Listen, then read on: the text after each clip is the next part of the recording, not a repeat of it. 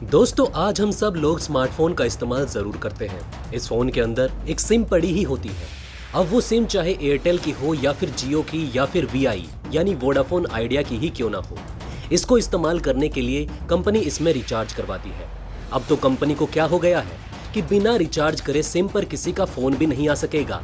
लेकिन जियो ने अभी ऐसा कोई सिस्टम नहीं लागू किया है, इसलिए जियो अब तक मार्केट में काफी लोगों को बनाए हुए है। लेकिन एयरटेल और वीआई ने ऐसा सिस्टम ला रखा है। लेकिन जियो के आने से पहले एयरटेल और बाकी कंपनियां अपने आप को इस टेलीकॉम सेक्टर का भगवान समझती थी। मेरे सिवा कोई दूसरा नहीं है, मैं जितना पैसा रखूंगी तुमको रिचार्ज करवाना पड़ेगा। लेकिन फिर एंट्री हुई जियो की, जो एयरटेल और बाकी कंपनियों के लिए काल बनकर आया था। जियो के आने के साथ ही कई कंपनियां अपना बोरिया बिस्तर लेकर टेलीकॉम सेक्टर छोड़कर चली गई। एयरटेल को भी जियो के आने से काफी ज्यादा नुकसान हुआ, लेकिन एयरटेल हार मानने वालों में से नहीं था। उसने कुछ ऐसे फार्मूले अपनाए जिससे वो जियो को टक्कर देने वाली कंपनी बन गया। तो चलिए आज हम जानते हैं कि एयरटेल ने ऐसा क्या किया जो आज वो जियो के टक्कर में खड़ा हुआ है। दोस्तों वीडियो को शुरू से लेकर आखिरी तक जरूर देखिएगा। तो चलिए बढ़ते हैं बिना किसी देरी के वीडियो की तरफ। दोस्तों 2016 में मुकेश अंबानी ने अपना जियो लॉन्च किया, जिसके बाद जिसे देखो वो लंबी लंबी लाइनों में अपना घंटों बर्बाद करके उसके बाद तब कहीं जाकर एक जियो सिम को पाता था। आपको याद होगा सबसे पहले जब जियो सिम आया तो उसके साथ आपको जियो का फोन लेना भी अनिवार्य था। फिर उसके बाद मुकेश अंबानी ने बारकोड वाला सिस्टम लेकर आए, जिसके बदले आप एक फोन में एक बारकोड निकाल सकते थे और वो बारकोड वहां पर दिखाकर एक जियो का सिम ले सकते थे। जियो सिम के आने के बाद गांव-गांव में भी इंटरनेट आसानी से पहुंच सका। जो लोग इंटरनेट जानते नहीं थे क्या होता है, जिन्होंने कभी इंटरनेट के बारे में सुना भी नहीं था क्या होता है ये, फिर मुकेश अंबानी द्वारा लॉन्च किए गए जियो सिम की वजह से वो भी आज इंटरनेट का मजा उठा पा रहे हैं। इसी वजह से 2017 में इंडिया को सबसे ज्यादा मोबाइल डाटा इस्तेमाल करने का खिताब मिला। लेकिन कहते हैं ना, जब एक का नुकसान होता है तब जाकर दूसरे का फायदा होता है। जब जियो को लगातार हर दिन लाखों सब्सक्राइबर मिल रहे थे, तो वहीं दूसरी टेलीकॉम कंपनी अपने हर दिन हजारों सब्सक्राइबर खो रही थी। आपको पता होगा इससे मुकेश अंबानी के भाई अनिल अंबानी का भी नुकसान हुआ। जियो ने आते के साथ ही मार्केट में तहलका मचा दिया। इससे सीधा इफेक्ट पड़ा आइडिया, वोडाफोन, टेलीनॉर, एयरसेल और एयरटेल इन कंपनियों पर, और इनमें से कुछ कंपनियों को सरवाइव करने के लिए मर्ज होना पड़ गया। लेकिन फिर 2020 में जियो को टक्कर देते हुए एयरटेल बहुत ज्यादा आगे निकलने लगा। इसमें जियो ने काफी सब्सक्राइबर खो दिए और इनके कुल सब्सक्राइबर बचे थे 32.4 करोड़ सब्सक्राइबर। वहीं एयरटेल की बात करें तो उसके कुल सब्सक्राइबर 34 करोड़ हो गए थे। जी हां दोस्तों, यहाँ पर सवाल उठता है कि अचानक से ही एयरटेल इतने सारे सब्सक्राइबर कहां से ले आया? ऐसा कौन सा तरीका उसने अपनाया जिससे एयरटेल ने जियो को पीछे छोड़ दिया? तो चलिए दोस्तों आपको थोड़ा आसान बनाकर इसे समझाने की कोशिश करते हैं।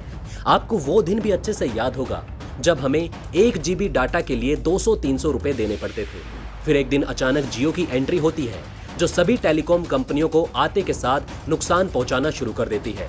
जियो का असर सबसे पहले देखने को मिला एयरसेल पर, जिसने 2018 में ही अपना दम तोड़ दिया।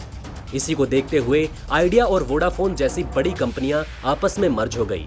अगर हम टेलीनॉर कंपनी की बात करें तो उसने 2017 में ही अपना दम तोड़ दिया था और अपना बोरिया बिस्तर बांधकर टेलीकॉम सेक्टर से निकल गई थी और अपने सारे मटेरियल को फ्री में एयरटेल को देना पड़ा और सबको टाटा बाय बाय बोलकर चली गई। एयरटेल ने टेलीनॉर से कहा कि तुम अपना सारा सामान मुझे दे दो और मैं तुम्हारा कर्ज चुका दूंगा। ये दोनों की डील हो गई और फिर इसने अपना सारा सामान दिया और चली गई। टाटा डोकोमो का 130 करोड़ का कर्ज हो जाने के बाद इसने भी फैसला किया कि अब मुझे कोई कंपनी के साथ मर्ज हो जाना चाहिए। टाटा डोकोमो ने एयरटेल को पकड़ा और एयरटेल के साथ मर्ज हो गई। सिर्फ 2 सालों में जियो ने 24 करोड़ सब्सक्राइबर जोड़ लिए थे और बाकी सभी कंपनियों को नुकसान पर नुकसान हो रहा था। जियो इकलौती ऐसी कंपनी थी जो फायदे में चल रही थी। फिर ऐसा 2 साल में एयरटेल ने क्या किया जो आज जियो को भी टक्कर दे पा रही है? दरअसल दोस्तों सबसे पहले एयरटेल ने प्रोडक्ट सर्विस इकोसिस्टम को लॉन्च किया। अगर आप देखेंगे जियो और एयरटेल ये टेलीकॉम की ऐसी कंपनियां हैं जो अपने टेलीकॉम सेक्टर में आपकी जिंदगी के अंदर घुसना चाहती हैं, आपकी जरूरत बनकर रहना चाहती हैं, जिससे कंपनी का लगातार फायदा हो सके। इस तरीके को प्रोडक्ट सर्विस इकोसिस्टम कहते हैं। जियो और एयरटेल ऐसा ही तरीका अपना रहे थे। ये लोगों की ऐसी आदतें बन जाएं कि लोग इसे छोड़ ना सके। लेकिन जैसा कि आपको पता होगा, जियो के आने से पहले एयरटेल अपनी सर्विस फ्री प्रोवाइड नहीं कर रहा था, लेकिन जियो को देखते हुए एयरटेल ने भी मार्केट में बने रहने के लिए जियो की तरह अपने प्लान लाने शुरू कर दिए और साथ ही साथ एयरटेल नेटफ्लिक्स, अमेज़न और होलू जैसे डिजिटल प्लेटफॉर्म का सब्सक्रिप्शन भी अपने रिचार्ज के साथ देना शुरू कर दिया। जैसा कि दोस्तों आपको पता होगा, 2017 से ही एयरटेल ने अपने ब्रॉडबैंड कनेक्शन के पैर पसार दिए थे। लॉकडाउन से पहले एयरटेल के 21 लाख घरों में ब्रॉडबैंड कनेक्शन थे, लेकिन फिर होता है लॉकडाउन का सिलसिला चालू। इस लॉकडाउन में एयरटेल को जमीन से आसमान पर पहुंचा दिया। लॉकडाउन की वजह से हर काम ऑनलाइन हो रहे थे और एयरटेल ब्रॉडबैंड के जरिए हाई स्पीड इंटरनेट प्रोवाइड करवा रहा था, तो लोगों ने इसे लगवा लिया। एयरटेल ने हर छोटी बड़ी जगह अपनी केबल लाइन बिछानी शुरू कर दी और एयरटेल के वाईफाई ब्रॉडबैंड के साथ एयरटेल डिश टीवी को भी फ्री में देने लगा। एक चीज ये भी हो सकती है जिसने एयरटेल को इतनी ऊंचाई पर पहुंचाया। दोस्तों, आपसे अगर हम एक सवाल पूछें तो आप इसका जवाब क्या देंगे? जाहिर सी बात है, अगर आपसे पूछा जाए कि आपने जियो का सिम क्यों खरीदा था, तो आप बोलेंगे फ्री डाटा और कॉलिंग के लिए। लेकिन शुरू में जियो ने फ्री डाटा और कॉलिंग दिया, लेकिन बाद में इसमें चार्ज लगाना शुरू कर दिया। लेकिन फिर भी हम रिचार्ज करवा कर जियो का इस्तेमाल करते रहे, क्योंकि ये दूसरी कंपनियों के मुकाबले काफी सस्ता था। फिर जैसे जैसे प्लान की कीमत बढ़ती और सर्विस इसकी कम होती गई, जो अनलिमिटेड इंटरनेट था उसकी भी सीमा लगा दी गई, जो कि 1.5 GB प्रतिदिन की थी। जो फ्री अनलिमिटेड कॉलिंग थी वो भी लिमिटेड कॉलिंग हो गई। लेकिन फिर लोग जियो के खराब नेटवर्क की कंप्लेंट करके अपना सिम कार्ड दूसरी कंपनियों में पोर्ट करवाने लगे। लेकिन एयरटेल वहीं पर दूसरी चाल चल रहा था। वो अपने नेटवर्क को स्ट्रॉन्ग करके अपने प्लान को कम करता हुआ चला जा रहा था और सर्विस ज्यादा प्रोवाइड कर रहा था।